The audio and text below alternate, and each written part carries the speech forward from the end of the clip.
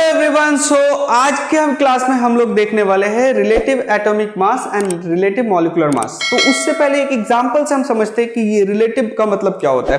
Suppose कर लीजिए आप अगर मार्केट जाते हो, मार्केट में जाके आप बोलते हो 1 kg आपको फ्रूट चाहिए, कोई भी एक फ्रूट ले लेते हैं 1 kg ऑफ फ्रूट। तो देखिए 1 kg हम यहाँ पे एक रखे और ये एक फ्रूट लेके आपको कंपेयर करता है और दे देता है। तो ये आप ये जो लेके आते हो तो ये किससे कंपेयर करता है? एक गिवन 1 kg का उसके पास होता है, उससे कंपेयर करता है। तो ये जो गिवन 1 kg का हो उसको हम लोग स्टैंडर्ड यूनिट बोलते हैं, जिससे हम लोग कोई भी चीज को कंपेयर करते हैं। जैसे 1 मीटर एक लेंथ तो है, वो अब एक स्टैंडर्ड हो गया। उसके बाद कोई भी चीज मेजर किया जाएगा उससे कितना ज्यादा है कितना कम है उससे कंपेयर किया जाएगा। यहाँ पे 1 मीटर हो गए, यहाँ पे 1 kg हो गए, ये सब जो यूनिट होता है जिससे अदर यूनिट को अदर चीज को हम लोग करते हैं। ये सब जो यूनिट हो गए जिससे हम अदर लेंथ हो गया या वेट हो गया जिसको कंपेयर करते हैं, तो ये जो सारे यूनिट को हम लोग स्टैंडर्ड यूनिट बोलते हैं। तो ये जो यूनिट है इसको स्टैंडर्ड बोलेंगे। और इस जो फ्रूट का वेट जो हो रहा है जो इसकी कंपेयर में ले रहे हैं तो इसको हम लोग रिलेटिव यूनिट बोलेंगे। रिलेटिव मतलब कंपेयर यूनिट। कंपेयर किससे किया गया? 1 kg से किया गया। तो ये रिलेटिव का मतलब समझ में आया। रिलेटिव मतलब कंपेयर करना, किसी से कंपेयर करके वो कितना ज्यादा है कितना टाइम्स या कितना टाइम्स कम है ये समझना। चलिए ये चीज समझ गए। एक तो यूनिट था ही वेट के लिए हम लोग kg, अगर स्मॉल यूनिट होता है मिलीग्राम हो जाता है और हाई होता है तो टन वगैरह हो जा रहा है।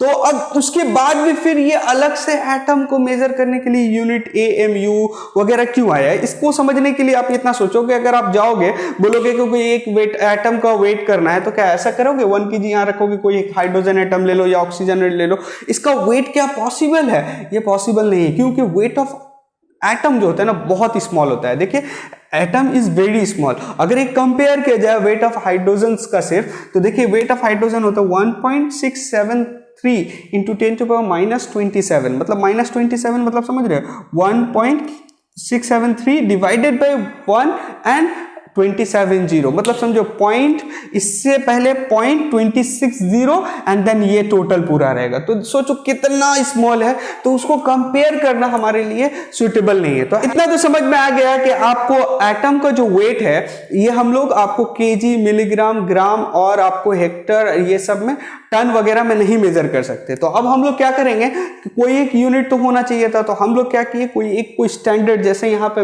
kg एक स्टैंडर्ड है, हम लोग क्या किया कार्बन को एज ए स्टैंडर्ड पकड़े। कार्बन में नंबर ऑफ प्रोटॉन कितना है हमें पता है। कार्बन में number of proton, atomic number कितना है 6 है, तो नंबर ऑफ प्रोटॉन 6 हो गया। नंबर ऑफ न्यूट्रॉन भी आपका 6 हो रहा है और इलेक्ट्रॉन कितना होगा वो भी 6 होगा, क्योंकि ये न्यूट्रल एटम है तो ये हो गया। तो देखिए ये 6 and 6 12, मास नंबर कितना हो रहा था 12 हो रहा था, मास नंबर 12 है।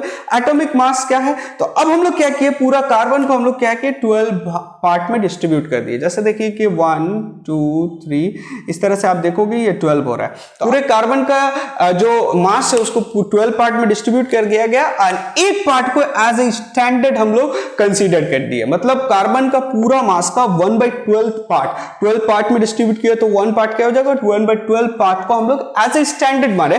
अब जो है कोई भी एटम का जो वेट हम लोग करेंगे, कंपेयर करेंगे, इसी का 1/12 से कितना टाइम्स हेवियर है ये हमको कंसीडर करना है। तो 1/12 पार्ट ऑफ कार्बन का जो वेट होता है उसी को हम लोग बोलते हैं 1 AMU।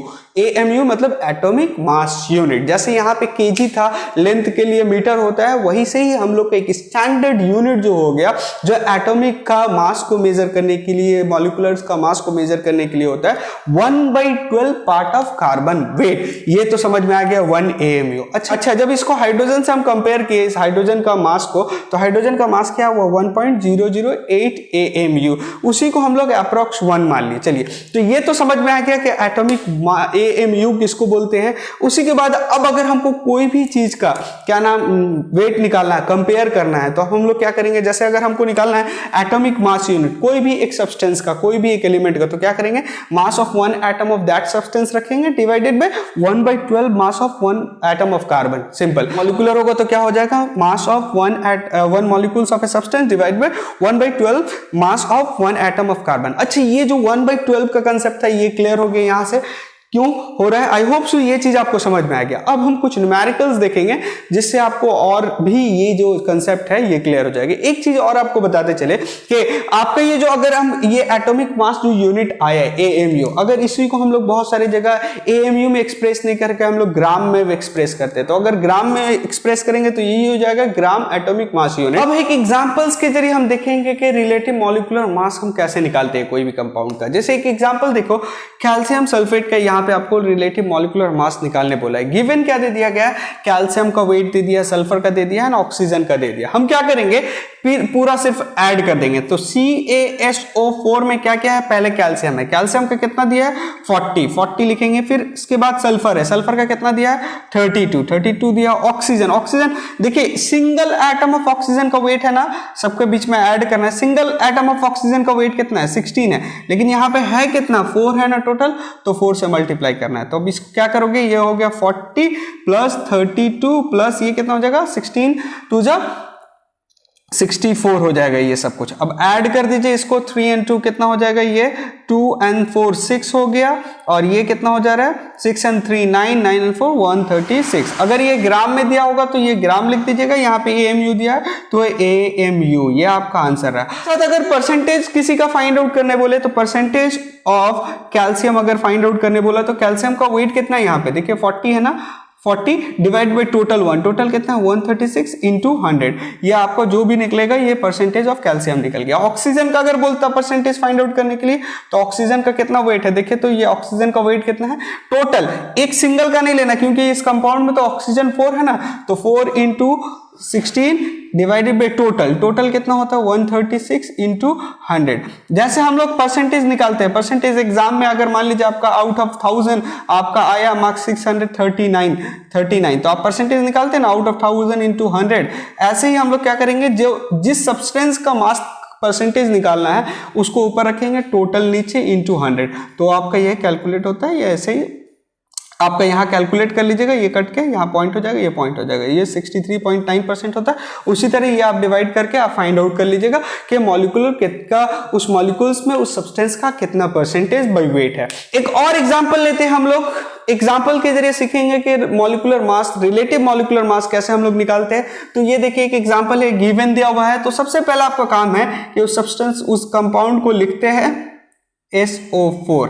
अब देखिए ये इंडिकेट कर रहा है कि नाइट्रोजन 2 टाइम्स है, तो एक का कितना है वेट आपको पता है 14 इंटू 2, ये इधर पे भी मल्टीप्लाई है ना 4 इंटू 2, बीच में प्लस देना सबका, तो 4 इंटू 2 आप ऐसे भी लिख सकते हैं 8 इंटू एक हाइड्रोजन का कितना है 1 प्लस।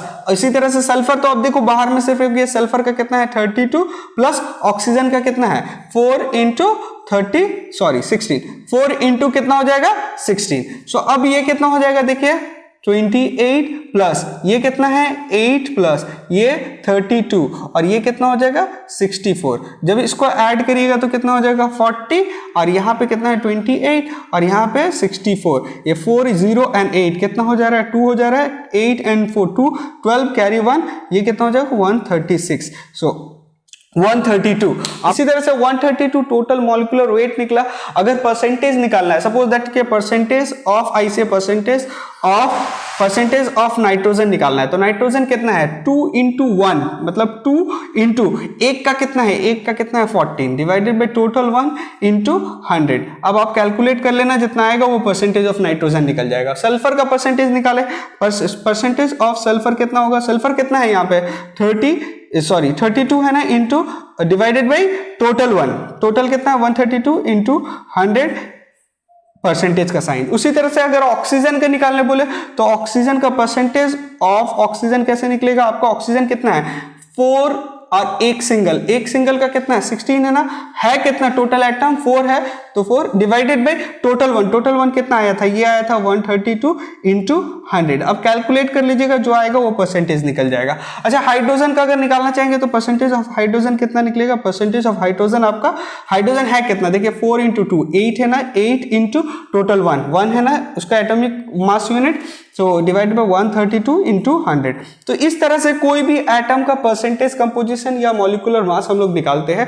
एक कंसेप्ट आप लोग समझ जाइए, जब आप लोग मॉलिक्यूलर वेट निकालते हैं तो बहुत सारे बच्चे ना इसमें फंस जाते हैं, तो इसका कैसे निकालना है, इसमें कोई प्रॉब्लम ना हो तो आप क्या कर सकते हो, पहले इसका निकाल लो। नाइट्रोजन का कितना है आपको गिवन दिया रहेगा 14 और हाइड्रोजन का कितना है 1, तो आप क्या करें, नाइट्रोजन का कितना 14 प्लस हाइड्रोजन कितना है 4 इंटू 1, ऐसे निकाल के क्या हो जाएगा 14 प्लस 4 आपका कितना हो जाएगा 18, इसको 2 से मल्टीप्लाई कर दीजिए, आपका ऐसे भी निकल जाएगा 36। या कोई बच्चा अगर ऐसा करता है कि ये अंदर में 2 को मल्टीप्लाई कर दे, इनटू h कितना हो जाएगा, ये 8 हो जाएगा। तो उसके बाद फिर ये कर सकता है 2, एक एटम का कितना है 14 है, तो 2 एटम है, 2 इंटू 14 प्लस 8 इंटू क्या हो जाएगा 1, तो ये कितना हो जाएगा 28 प्लस ये कितना है 8, ये हो जाएगा 36। तो ऐसे भी हम लोग निकाल सकते हैं। इसमें भी आप देखोगे वही कंसेप्ट होगा, चाहे तो आप NO3 का पहले निकाल लीजिए,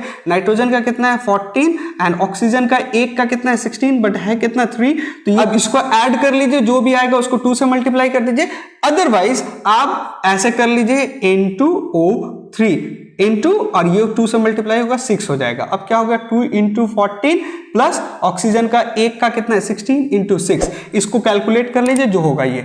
तो ये दोनों मेथड में से जो आपको पसंद है वो करिए। आई होप सो अब आपका जो रिलेटिव मॉलिक्यूलर मास जो था कंसेप्ट वो क्लियर हो गया, 1/12 क्यों लगाते हैं वो क्लियर हो गया, उसके साथ साथ न्यूमेरिकल्स कैसे फॉलो करते हैं, इसका न्यूमेरिकल्स कैसे सॉल्व करते हैं वो भी कंसेप्ट क्लियर हो गया। If you still have any doubt any problem, आपके लिए कमेंट सेक्शन है, आप कमेंट करिए, I will try to give you answer. इसके